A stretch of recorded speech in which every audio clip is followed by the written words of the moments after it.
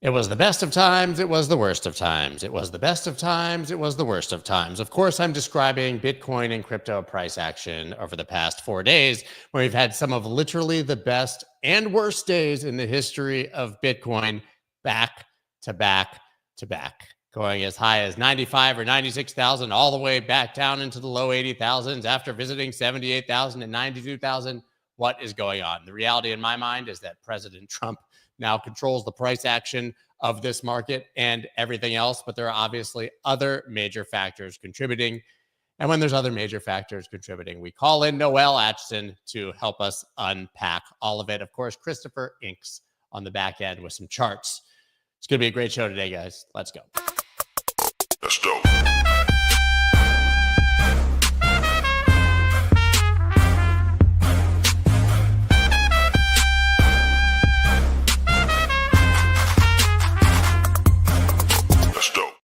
What is up, everybody? I'm Scott Melker, also known as the Wolf of All Streets. Before we get started, please subscribe to the channel, hit that like button, and check out Aptos, and we'll tell you a little more about later, of course. But right now, we need to talk about the market. Bitcoin trading right back here at 89,457, was up to around 91,000 this morning. I go to bed, it's 80, I wake up, it's 90, or vice versa on any given day. Been here a long time, Noelle. This is some pretty wild volatility even for crypto right now. Well, the narrative is flip-flopping so much. We've got the crypto reserves, then we've got the macro uncertainty, and then we've got the regulation softening, and then we've got the tariff. I'm a firm believer, Scott, in humans' ability to adapt. It is what has enabled us to survive over the millennia. We can adapt to anything. But adapting so fast to things changing so fast is utterly exhausting. I don't know about you. Yeah, the things that haven't really adapted is the altcoin market, right? So, I mean, obviously we have our big bumps and we've had winners here and there, but it's been pretty much just sustained pain in the altcoin world for years at this point, honestly. Like I said, there's been some winners, of course, but across the board, it's been pretty ugly. And I think that's largely because of how fast this news cycle is happening. There's never enough time to absorb any bullishness before something else happens. Yeah, and you move to the safe, in big old air quotes there, the safe assets of Bitcoin, ETH, and the other higher cap ones, because in the end, when you want to be able to get out, you want to know you can get out pretty fast. That's what we're seeing with the uncertainty. The Bitcoin dominance metric is something I keep an eye on because it is very reflective of where we are in the cycle, and it's just been climbing, which means that this cycle is just getting started. Uncertainty is still way too high to start heading further out in the risk curve. Absolutely. And clearly the focus is on Bitcoin across the board, right? We've had the meme coin casino doing what the meme coin casino does, but there hasn't been much trickle down beyond the institutional involvement in Bitcoin. And if people are wondering why we jumped above 90,000 probably today, well, it's this news. Howard Lutnick this morning saying Bitcoin is going to have a massive Trump reserve plan specific to Bitcoin that will be announced at the crypto roundtable at the White House on Friday. This was some pretty eye-opening stuff because we just had Trump on Truth Social on Sunday saying XRP, Cardano, Solana, oh, and by the way, also Bitcoin and Ethereum. But Lutnick now kind of going back the other way, probably because of all the pushback from donors and Bitcoin maximalists, but basically saying, here's his quote. So Bitcoin is one thing, and then the other currencies, the other crypto tokens, I think will be treated differently, positively, but differently. So alluding maybe to the idea of a strategic Bitcoin reserve again. I mean, what does that even mean, positively but differently? I'm going to go out on a limb here, and with huge respect to Commerce Secretary Lutnick, I don't think he gets to decide this, and I'm also doubting that at this stage he's speaking for the entire presidential working group on this. So again, what does that even mean differently but the same? Any kind of strategic reserve, if it involves spending federal funds, will have to go through Congress. So even if the working group gets consensus, which we all know is going to be pretty unlikely, even then trying to get Congress to agree is going to be a whole different issue. That said, welcome news for Bitcoin is obviously welcome news for Bitcoin. But what is significant is the shift after President Trump's Truth Social post on Sunday, which was weird. And the fact that it didn't mention Bitcoin any strongly suggests that it wasn't run by anyone before he put it out there. I was fully expecting to see David Sachs walk it back on Monday. No, he came out and towed the line on Sunday saying, yes, we're definitely going to be looking at this. But I think it's significant that we haven't seen confirmation of acceptance of the invitation to the crypto summit on Friday from either Ripple CEO Brad Garlinghouse or Cardano co-founder Charles Hoskinson. Maybe they haven't been invited, or maybe it's early. It's only Wednesday, right? So that was again, announced all of time means nothing. I have Monday. no idea. Exactly. Maybe it's coming, but it's strange that we haven't heard from either. If so, that would be a pretty masterful stroke from David Sachs, not contradicting his boss in public, but subliminally or subtly messaging that this was not an approved message. Yeah, I haven't even dug into the guest list as far as you have, obviously, but those are notably missing. We have, They're the missing. Brian Armstrongs of the world, quite a few VCs, people from major exchanges. I even saw CZ on the list, which I have not confirmed, but found a bit surprising. But to your point, I haven't seen that one. I haven't seen that. But there were some surprising and I think a very encouraging array of participants. You have founders of wallets that are not exactly high profile necessarily. You also do have some of the big exchanges, as you say. You've got some of the investors. It looks encouraging so far, but a couple of names are missing. Yeah. So since we are on Lutnick at the moment, he was making a lot of comments this morning, and obviously being in commerce, he's the tariff guy, right? So either he deeply believes in these things or he's also towing the line for what Trump says, but it seems they're all over the map right now with the tariffs, right? Yeah. We were on and off. We were on with Canada and Mexico. We were off with Canada and Mexico. We were back on now this morning, walking back some of it, saying there could be some concessions, looking for some areas where they may have exemptions for Canada as Canada pushes back very hard. I don't know if people saw the videos of them taking $1 billion worth of American bourbon off the shelves in Ontario. That they've already imported. I mean, that they've already imported. What are they going to do with it? Send it back? Yeah, exactly. But either way, Canada definitely, at least in some areas, playing tough and saying that this will turn into a trade war. I mean, what do you make of all the tariff uncertainty right now? It already is a trade war, and arguably it's a very, very bad trade war.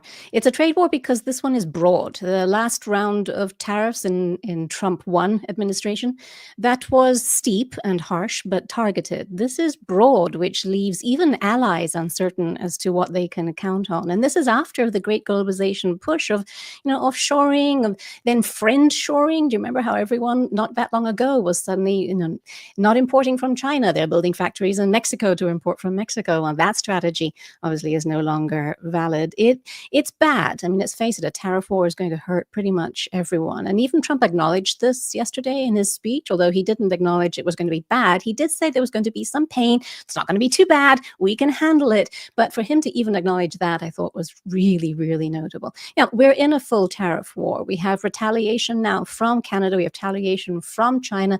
Retaliation from Mexico is due on Sunday.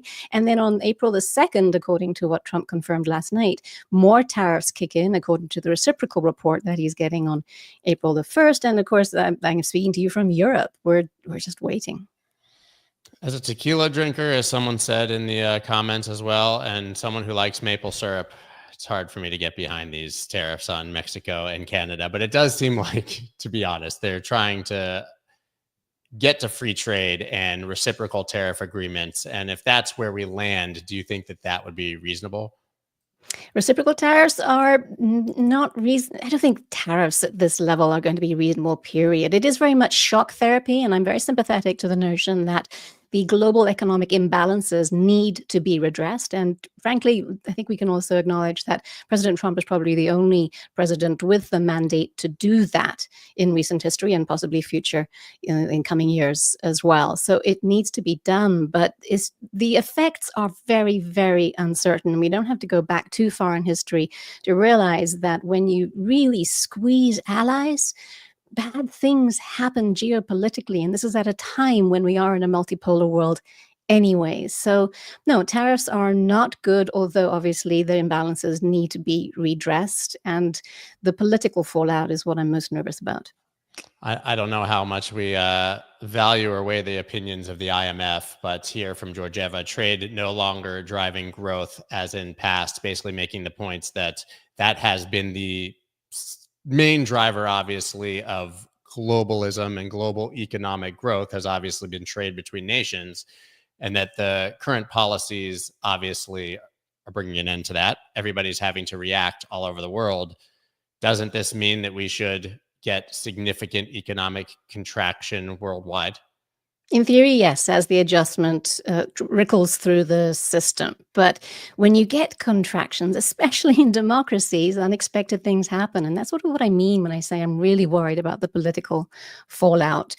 Polarization is the norm now at ballot boxes across developed economies, and in developing economies, entirely different situation. They're choosing their alliances, and they're obviously going to be forced to choose more extreme options going forward. And do you remember early this century, we were assured that trade would eliminate war because you don't go to war with trading partners. We were going to be heading into a world of future, an unlimited future of peace and prosperity. Well, that didn't work out. Trade doesn't necessarily eliminate war, as we have seen, but not trade, lack of trade certainly doesn't eliminate it either. And that's another concern that we really should start to get our heads around. And all of this leads into the uncertainty narrative, which is one of the things feeding into the volatility that you talked about just a few minutes ago, Scott. Uncertainty breeds volatility, but it also breeds flight into safe havens. And that's another narrative buffeting the crypto markets as well as traditional markets today. Well, it certainly has helped gold, right? It And it's certainly funny, helped gold. Gosh, I we remember talk about the debates here. We had the Dave Weisberger versus Mike McGlone, which would outperform in a year, and it was about a year ago. Mike obviously said gold, and Dave said Bitcoin, and we're trying to find the exact date to even see who won because it's been that close. Gold has performed exceptionally well. So far this year, it has outperformed. Obviously, it's going to come down to the dates because we're going back to last March, right? Well, obviously, things were very different last March. But yeah, so far, gold has outperformed Bitcoin this year, which is extraordinary. I remember on Monday when things were all over the place. And yesterday as well, looking at my screen, and the only numbers that weren't in red were, get this, German stock exchange because of defense spending, gold, and the VIX. And that's a pretty bleak scenario right there.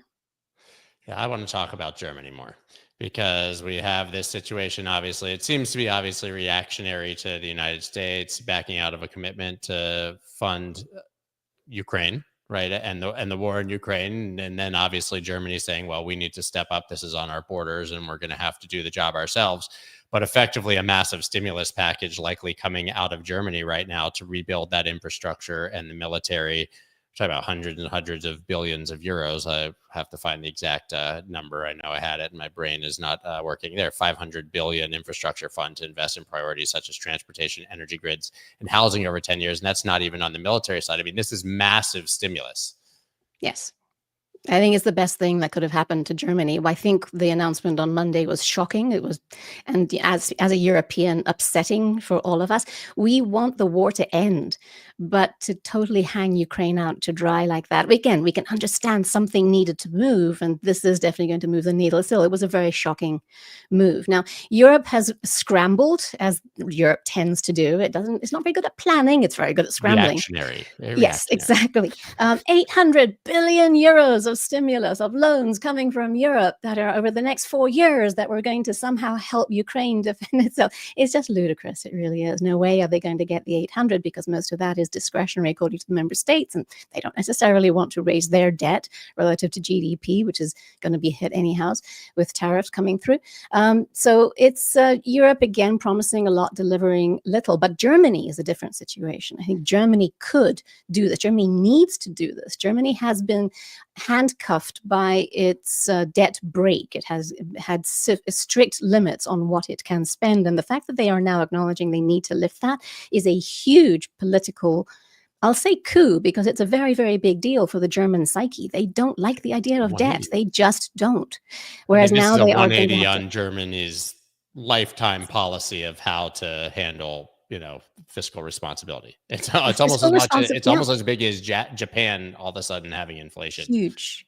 Huge, and not just fiscal responsibility, Scott. That is a very big part of it, because I don't know if you've been to Germany recently. I haven't, but I know people who have, and they say it's falling to pieces. It really is. The train stations, the highways, they literally are collapsing, and Germany can't spend because they've got so many other big commitments. But Germany has been terrified of military spending for historical reasons, for obvious reasons. They've been terrified of it, and the fact that they are now acknowledged that they need to step up their NATO commitments, as well as they need to step up border security, and they need to somehow figure out how they need to make weapons to send to Ukraine. Not only that, they need to get the transport that can take the weapons to Ukraine. They don't even have that. So it's the best thing that could have happened to Germany. It doesn't mean it's not going to be shockingly painful, though, as resources are allocated elsewhere and as the whole political apparatus shifts its psyche. And this is at a time when the far-right AfD party is gaining in popularity, and the upcoming hardships because of shifts in spending, and there will be, let's face it, that's probably going to even further exacerbate the polarization that we've been seeing in the polls, especially among younger voters. But that said, stimulus short term is good news for Germany, hopefully good news for Europe if you think they can get it through the pipelines in time. Is this a reallocation of resources from somewhere else, or can we assume that this is effectively money printing? Both. It's going to be both. So there will be a bit of austerity in there from for other areas that will be reallocated to military and infrastructure, but clearly they're going to have to sell some bonds, do something. It's interesting because obviously they're on the euro. So can an individual nation? I've never really, we always talk about the Fed and the United States money printer. I've never really done a deep dive on how that would happen in euro with multiple nations involved.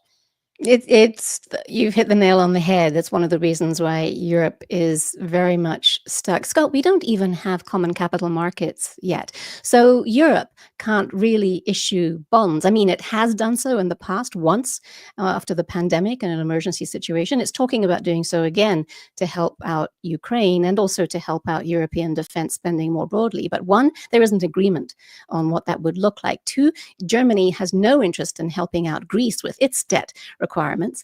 And three, it's even if they were to get that capital markets union first steps going, we don't have banking union. So it's crazy. And what I'm concerned about, and this comes back to referring to the political uncertainty, the political fallout from the tariff uncertainty, and that is this: unity is hanging by a thread that may be a slight exaggeration for now, but I'm pretty confident that 2-3 years from now, it won't be much of an exaggeration.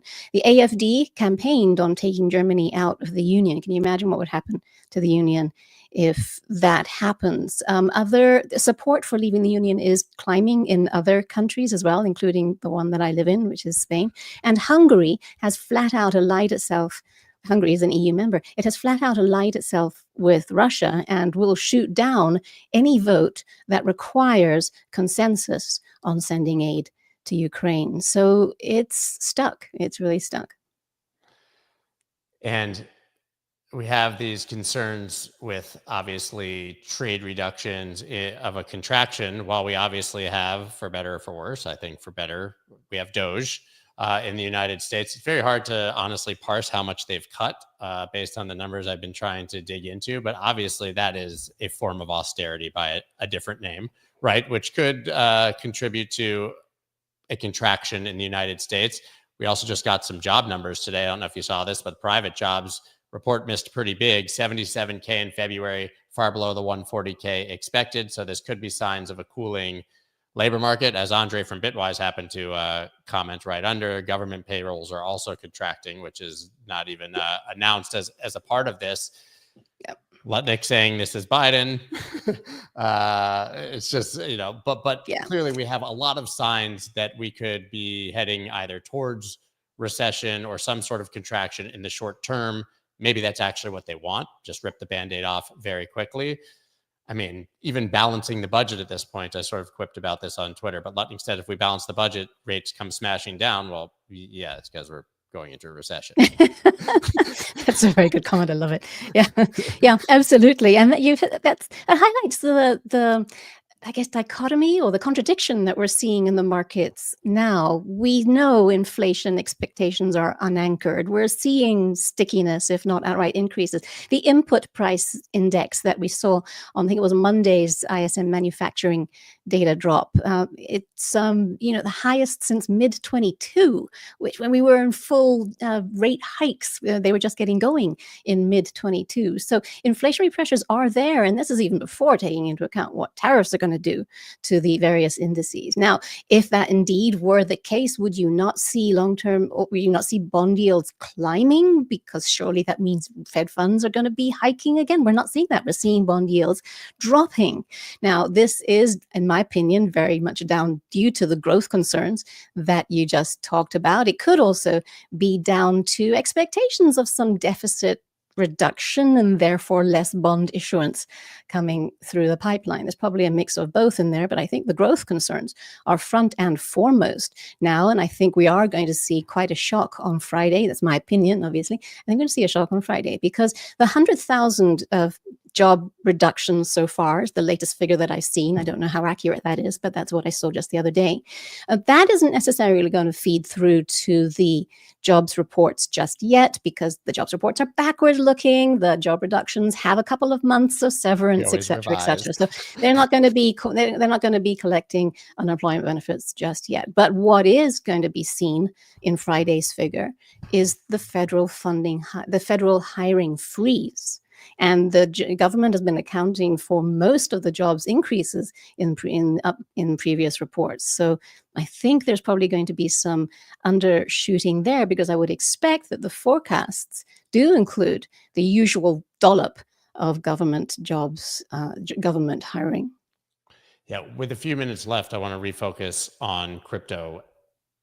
It's sort of become the age-old question of many weeks. It used to be that age-old questions were years, but now we look at things in days and weeks in the crypto market. But we have definitive tailwinds for Bitcoin, certainly, and for the industry as a whole. We've talked it to death, right? Likely legislation, deregulation, clearly very pro-crypto people in very important positions of power, but all in the face of this insane macro that you just described. So when we ask, where is crypto headed next? How do we weigh which one of those is going to be a more important factor moving forward? In a vacuum, Bitcoin should absolutely be flying. The announcement, real talk of strategic reserves after we saw that as a campaign promise.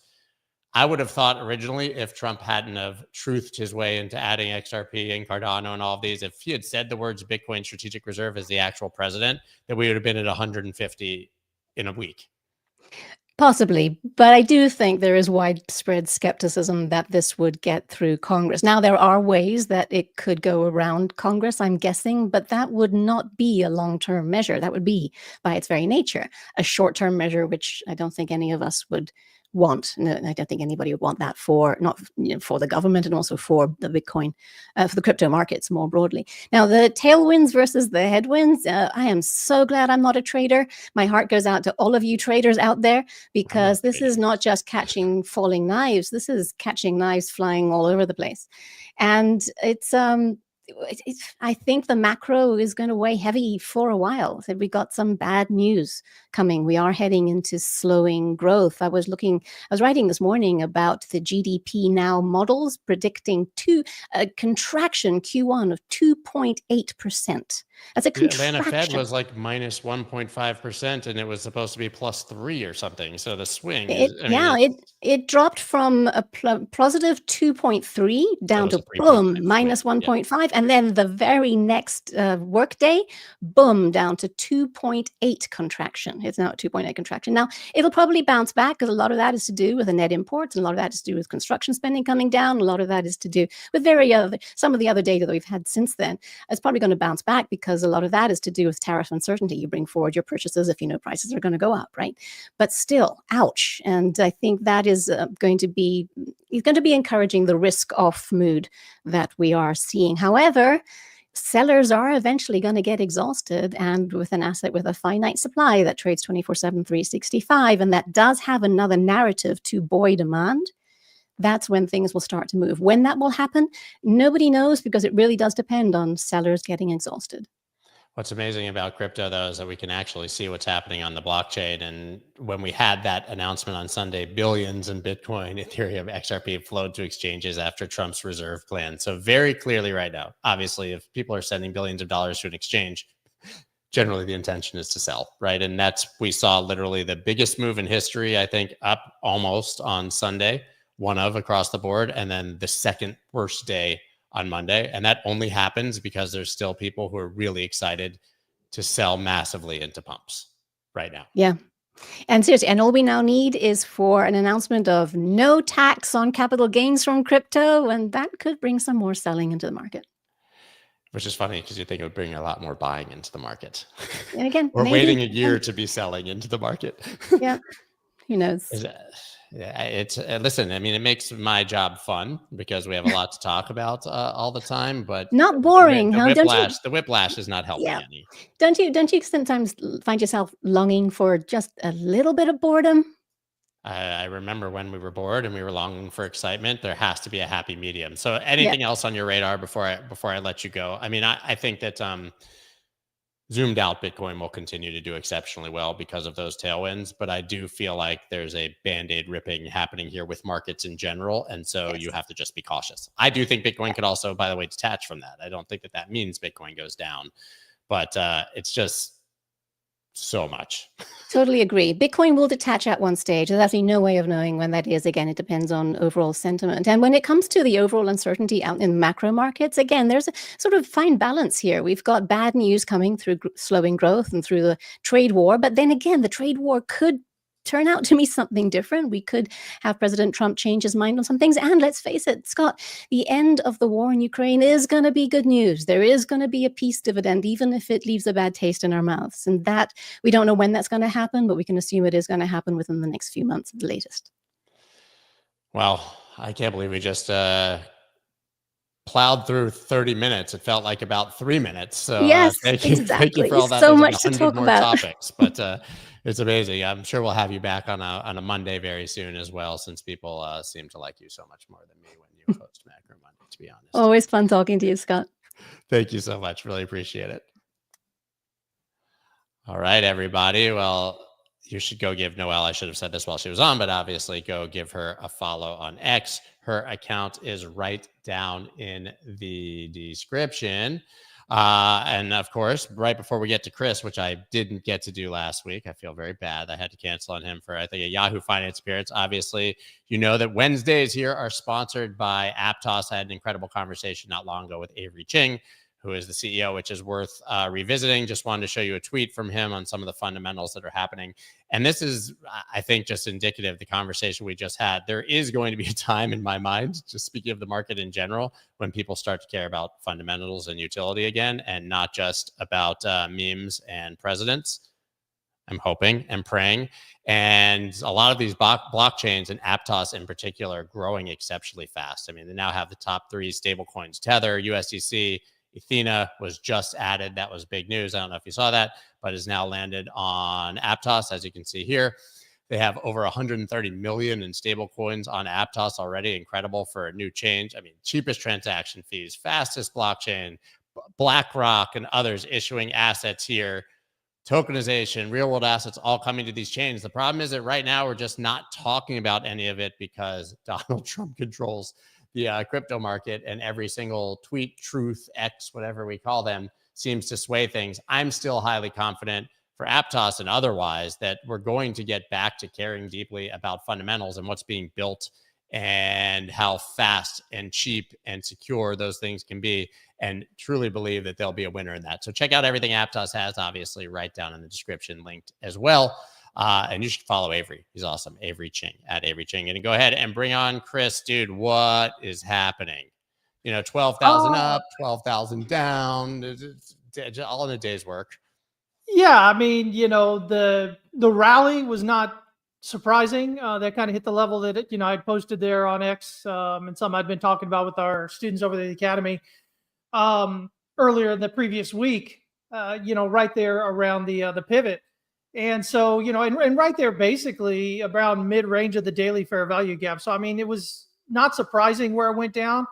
But, The sell-off following the next day was a bit more surprising, but we didn't actually, I always talk about there's levels we have to get through to get some confirmation, and we didn't actually get that. Stopped right before it, and we got that pullback, and then everybody's like, oh, it's going to go down, and then yesterday, pop right back up, and so we're really just kind of range-bound locally and really just part of the overall structure with that drop down. But before we jump on that, let's look at the DXY here real quick. This is something I've been talking about for a while. And the reality is, everybody talk about liquidity, and there are multiple ways to get liquidity. One of the ways is if the dollar loses value against other currencies, that creates liquidity. And so, this is something I've been talking about for a while here, which is this large picture, this idea that we've got at the very least an A and a B as a flat here. And then we'll have C coming down into the low 90s at least. Now, this could be a 1, a 2, then 3, 4, 5 of an ABC, and that leads us down into the 70s even. But nonetheless, huge moves down here, from that move up. Right now, the weekly is breaking down through that. Again, I call it the weekly pivot, but it's the yearly pivot. It shows up on the weekly and monthly timeframes, that 105.51. So we're getting that big push down through it.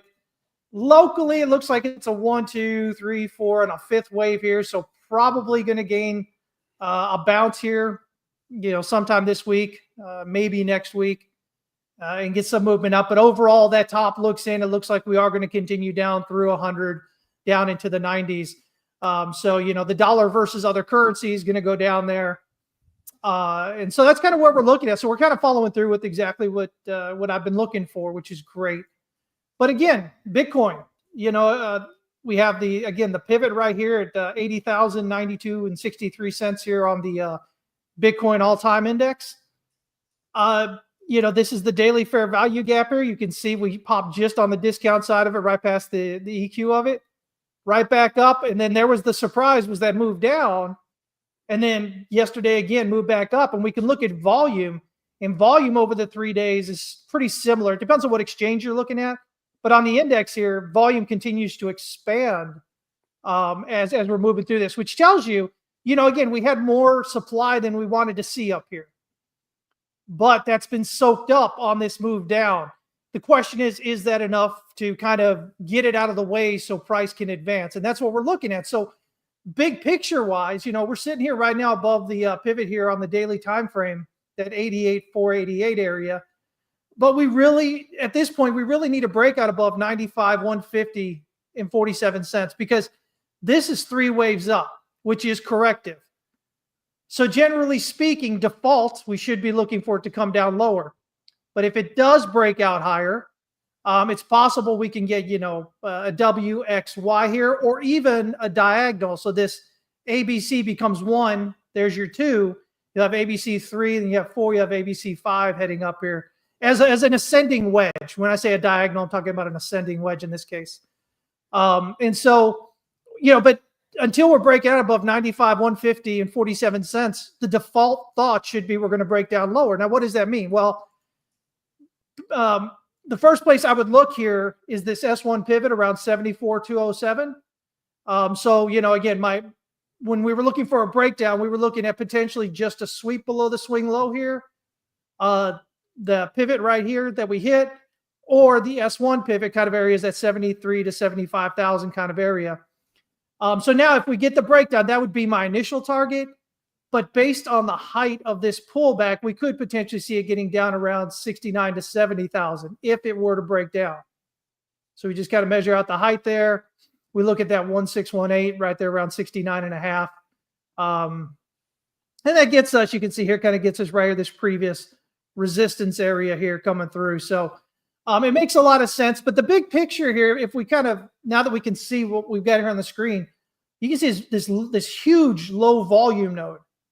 And something I often teach is price will rarely run through that low volume node without, testing it a few times. And so really, this is kind of the first test of it. And we kind of came down around halfway there, rallied right back up into the high volume node area here. So again, I'm not excited to kind of jump in here until we see this movement above 95, 150.5 or so. Then we've got a potentially, top of the range up here at around 104 or so. And that sets up a possible break on out higher. If we're looking for a pattern target based on the height of this here, that actually gives us a 134, 268 target. That wouldn't be the top. I would expect to move up there, a move down back to this range here, which would then act as a base, and then one more push up higher. So, with that in mind, the reality of not finishing the cycle until the end of the year becomes a lot more likely. But again, we are sideways right here between this, this Friday into whatever this was, Sunday range here. And we need either a breakdown or a breakout before we really get excitable either way. But even if we were to break down, again, I still think it's just a correction right now. Stocks are looking really. I shared so many charts yesterday with our students, and so many just amazing setups are really sitting there right now. And so it's hard to imagine that we're going to see the stocks rally and not crypto, especially with all the pro crypto stuff coming from the administration. And what is it, Friday? He sat there to mention something about Bitcoin. So yeah, it's hard to be really bearish. I know there's people out there who are, but there's been people who've been bearish the entire way up for the last couple of years, which has been crazy. So yeah, I'm not macro situation that, like I was discussing with Noelle. Does any of that concern you for markets? None of it particularly. Like I said, I think Bitcoin can do fine in the face of any of it. But there's been, no matter how much news we get, stocks just seem fine. Yeah. I mean, right now, even with stocks, just seems like a pullback, a correction. I'm setting up for a much greater move up. A few years back, probably about 2021 or so, I think. Whenever the Dow was right around 28, 29,000, I said, it was likely that we were going to see 50,000 before we, saw any kind of real recession come in. And so, right now we've rallied up to about 44, 45, 46,000, somewhere in there. So we're kind of getting pretty close to that. Doesn't mean we have to stop at 50, but 50 is that psychological number, kind of like 100 for Bitcoin, right? So I think we've got a lot more upside, when we come to stocks, when we come to Bitcoin, and then we have the rest of crypto, right? Then we have alts, which people are really upset about because it was a lot of, we want to just get emotional and buy in at the tops and then complain about the fact it's dropped 80%. This is typical for, new traders coming to any market. But we've got TIA here on the weekly. I really kind of like this setup. It is a very deep pullback for two, so I want to be careful here. But if we can break that $5.70 level, we're likely to hit $9.30. And if we break that, that should indicate we're going to head up to new all-time highs. So, you can see that $9.30 area is right there around that yearly pivot. Again, breaking out through that should be good to go much higher there. But if we zoom in a little bit more here and we start looking at some dailies, this is I can't even say it, synthetics, SNX. Jeez, SNX. There we go. SNX. I saw a lot of bullish divergences at the bottom, by the way, but hey, whatever. What was that? Word. We had bullish divergences on all these alts across the board on the little pop the other day, but yeah. Well, and so with this one, we've got this. We broke down through this previous support here, and then retested resistance, dropped down lower here again. And with this here, we're kind of at this kind of support area here as we get to a lower volume node. For me, if we can break out back above that $8.50, really, I would just give it, because the pivot's so close there, but that monthly pivot that shows up on the daily here at $11.50. If we can get an impulsive daily candle breakout and close above that, I think $1.62 becomes the next target. If we can break out above that, $2.26.5 becomes the next target. And if we're doing that, the odds are high that we are going to break out above this swing high here at $3 and what is that? $3.69. And probably, we would be looking up here at the next area up here about $5. I mean, it's a step-by-step move along the way. But right now, that's what I'm looking for. If we're to break down, though, I mean, you know, and this is going to be the common thing across most of these alts. They're kind of between the pivot and the S1. And so if you break down and lose your support there, I would look at the S1 pivot. In this case, that's right there about 61 cents. And I would look for a rejection there to carry back above the pivot and really kind of send it up. But, you know, I think it's potentially there, but we do need that breakout. And so again, you know, same thing across multiples here.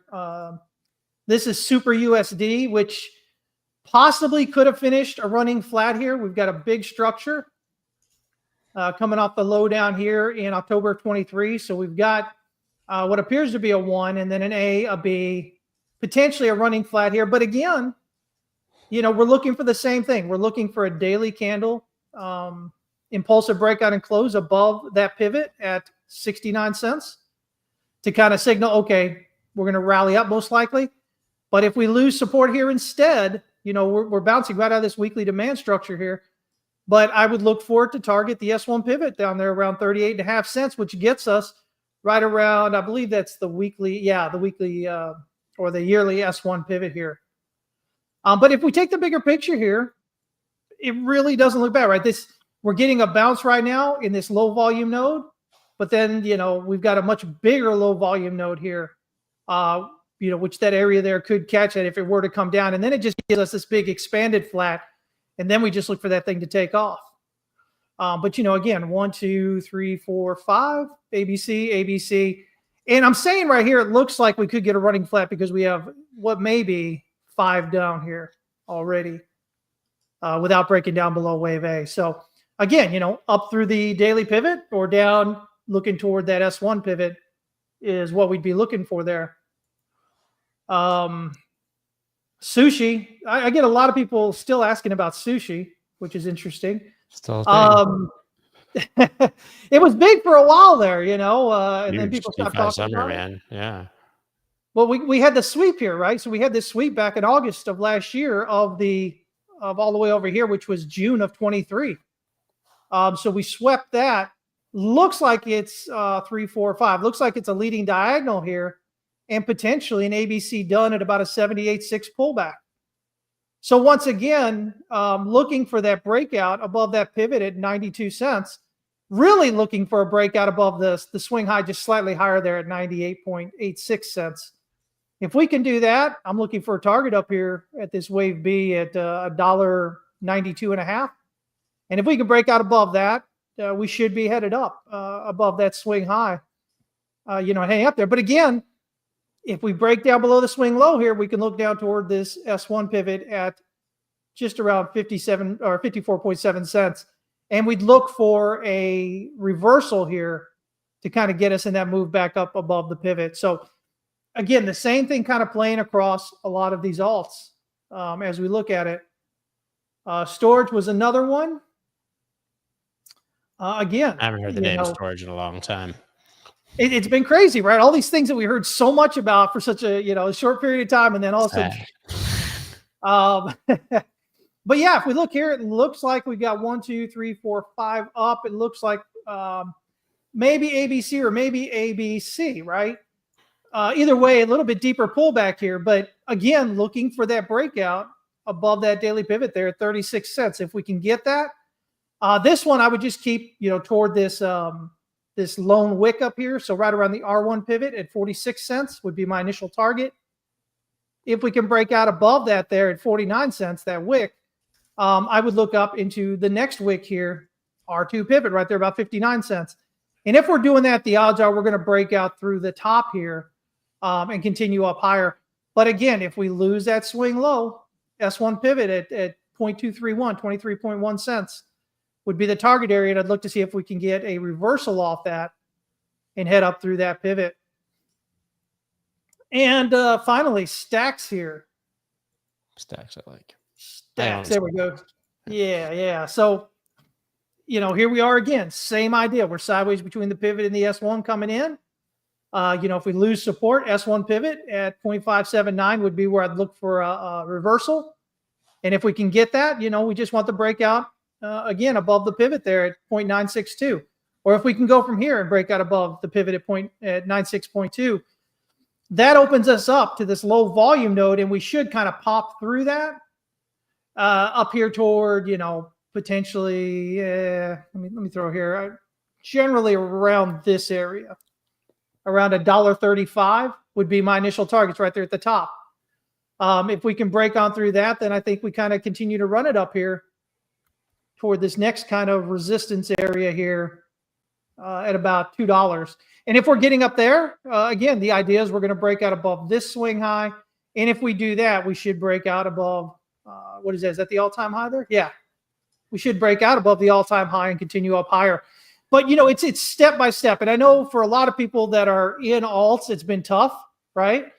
And so, me saying, on the daily time frame, you need to wait for this. And I know that's probably driving them nuts, but the alternative is you jump in on the one, on the 15-minute time frame and thinking about weekly, movements, and you get caught and you get, trashed again and again. This is why, I always tell people, listen, don't just get stuck trading crypto. Learn the skills that you can trade, and then, trade, crypto, trade Bitcoin, trade stocks, trade futures, trade Forex. Yeah. Oh, yeah, for sure. I mean, lots of opportunity everywhere. Yeah. Even when there's not one in your alts, maybe you can find. There's been great opportunities trading the euro against the dollar for a while now. As far as longing that, it's been an absolute banger trade. Shorting the USD against the yen since it reached the top there a few months back has been a great bit of money to be made, even while alts were sucking wind. So a lot of opportunity out there. Don't just get caught up in just trading alts. Otherwise, you're going to be miserable sitting here going, God, I got to wait. But that's the reality situation. That's how you kind of save yourself. I want to show you something on stacks that I'm seeing across the board, just for the record, because this is the stacks daily, by the way. And you had all of these things finally hitting oversold all across the board, alts on RSI, and potentially, you had a bullish divergence there. Some hidden bearish, obviously, here, but now you're looking at another potential bullish divergence here on the daily coming out of oversold on so many altcoins. Yeah. Initially, if you can't hold off and wait on that higher time frame, look to get above a lower high on whatever time frame you're on, right? When we talk about structure, market structures are, higher highs, higher lows gives you the bullish market structure. Lower highs followed by lower lows alternating give you the bearish market structure. And so, if you can get over a lower high, maybe you got a chance to get in, on a lower time frame, maybe you got a chance to get in there. But, it's important to remember what time frame you're on. Too many people get in there and they're watching the 5-minute time frame, and that's all they're watching to get into some reversal. But if you don't know where you're looking on the larger time frame to then zoom into the 5-minute time frame, a lot of times you're just going to get caught on a bounce or something before it continues lower, and then you're wondering what the heck's going on. So you want to be careful with that. Yeah, absolutely. Well, guys, I got to run. Follow TX West Capital. Chris, check your WhatsApp. I sent you a message the other day. I don't think you saw it, but oh, okay. All right, great. Yeah. Let me jump on that. That was my personal plea to Chris. And otherwise, guys, give Chris a follow. Join Texas West Capital, and we will obviously see you guys next week. Thanks, man. Take care. Later.